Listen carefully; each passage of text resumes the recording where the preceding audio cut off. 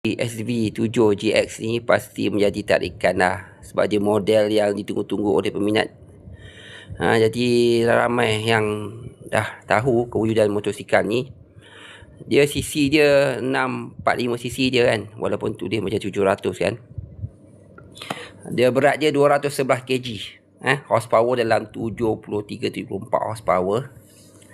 Dia enjin macam enjin ada 2 silinder ni. Tapi kata bunyi padu macam V-Strom, V-Twin kan. Jadi pada mereka yang hendak melihat sendiri, datanglah beramai-ramai di KL ni. Jadi apa yang menariknya motosikal ni bagi saya lah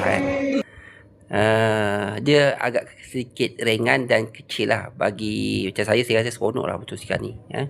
Tengok di hadapan dia motosikal ni, lampu dia ada projektor depan satu seketul dia.